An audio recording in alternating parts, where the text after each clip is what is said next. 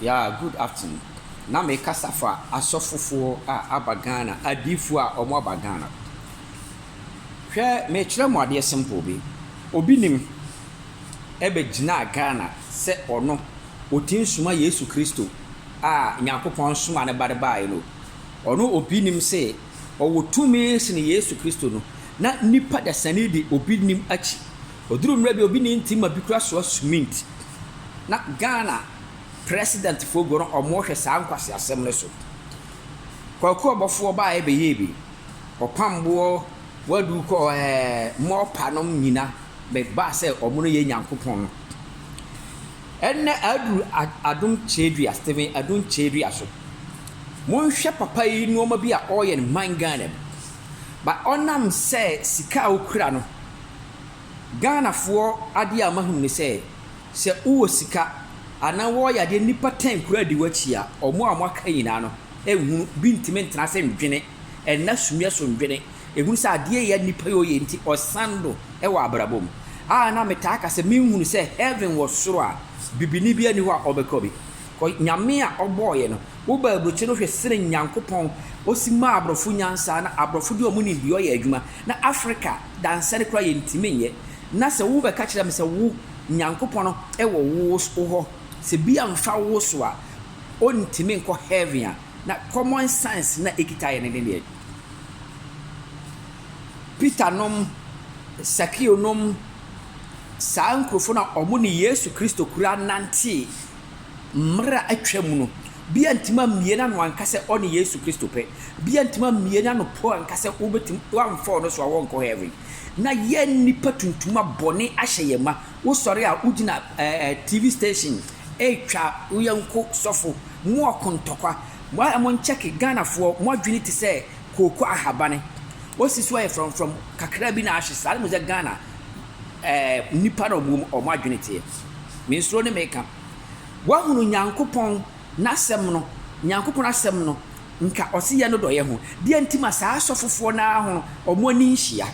misa mo de ntima nkofo ya ɔmo gina wo sɛ ɔmo yɛ odifo ɔmo ani nhia ɔmo nnuro no ɔmo kwagege no ayɛ challenge na ɔmo de te wo nti mu a mo ti mu a mo kɔ ɔmo hɔ no me nka sɛ ɔmo de ayɛ bodo mu a mo di ɔmo akyi ne me hu sɛ mu nyansa ni mo tim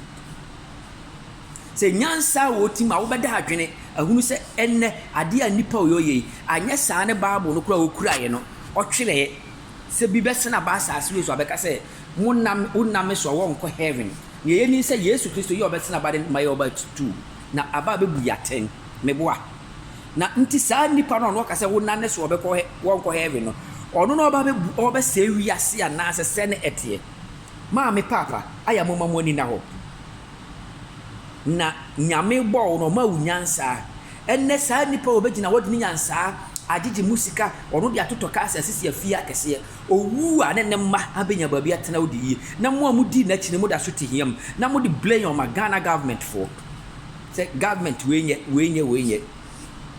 me kasa nyansa so kyerɛ mo mfa ne nyansa sem Nyankopɔn boja ɛwɔ hefa nipa tinko sesa sɛ we Yesu Kristo boja me tonama boja ne kwa begu asase so na asase antima nsom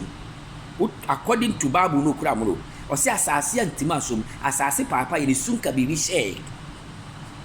me believe Bible me believe in Nyankopɔn asɛm se nyame da afre nipa o de nasɛm ne be ma ofri soro anya asɛm 2000 years atwam na awurade sɛ awurade nda so ntiase o mo akali mo hunu sɛ bibi animu mu nyansa animu mu nti sɛ o mo famisi a o mo betima yusu mu me ka nyansa sɛm a kyerɛ mo munyame na mo so no nkwase yasom no hwɛ na Dana Samoa Christiana Love brother Samenom ɔmo so ɔmo yɛ gospel musicians nhwɛ nkrofo yɛ wiye Dana Samoa disappoint Ghana for brother Sami the same thing and then ɔmo di nnuro no di nkwase asɛm na mo di ɔmo akyi because sensuo na de kala agumo na de sobolo na ɔtɔno mamo later ne mo wɔsane nyanyare wɔ mu nipaduam na mo de nam hospital and then nipa yaro obekɔ hospital na akoda sɔfo fie won be ba ho so nipa nka obetima nya ayaresa ne awu abrofo ko ɔmo yɛ wonders ne ntimi nka sɛ Nyankopɔn te ɔmo mu anya abrofo no twere Bible me sro mo mamma mo ni na wo na we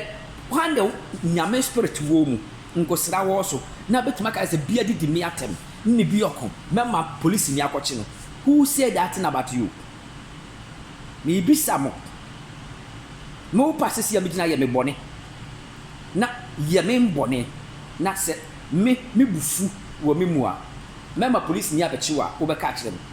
me no be call no spiritual way because nyankopɔn mama mutumi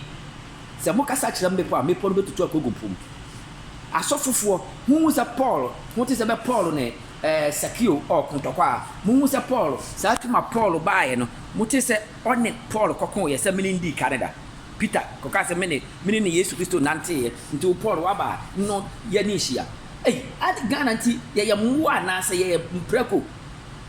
ye da na tiem ti ntimi ndware